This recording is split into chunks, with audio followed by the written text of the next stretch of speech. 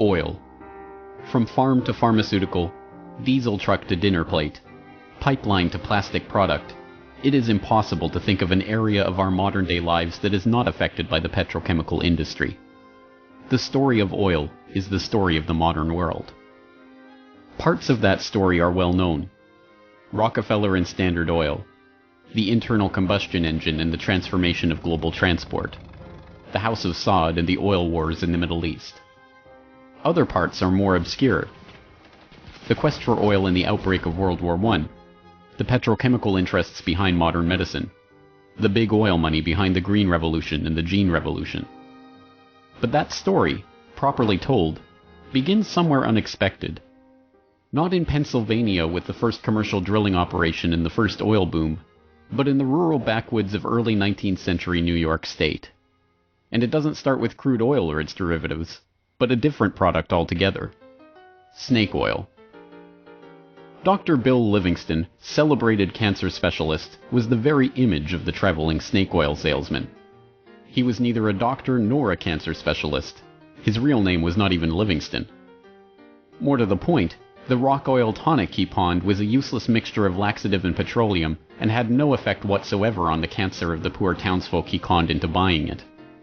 He lived the life of a vagabond, always on the run from the last group of people he had fooled, engaged in ever more outrageous deceptions to make sure that the past wouldn't catch up with him. He abandoned his first wife and their 6 children to start a bigamous marriage in Canada at the same time as he fathered 2 more children by a 3rd woman. He adopted the name Livingston after he was indicted for raping a girl in Cayuga in 1849. When he wasn't running away from them or disappearing for years at a time, he would teach his children the tricks of his treacherous trade. He once bragged of his parenting technique: "I cheat my boys every chance I get. I want to make 'em sharp." A towering man of over 6 feet and with natural good looks that he used to his advantage, he went by Big Bill. Others, less generously, called him Devil Bill. But his real name was William Avery Rockefeller, and it was his son, John D Rockefeller, who would go on to found the Standard Oil monopoly and become the world's first billionaire. The world we live in today is the world created in Devil Bill's image. It's a world founded on treachery, deceit, and the naivety of a public that has never wised up to the parlor tricks that the Rockefellers and their ilk have been using to shape the world for the past century and a half. The American government was seized by con artists.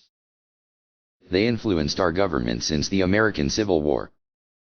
One thing is certain, their seizure was complete by around 1950. In fact, so certain were they that they could seize global control.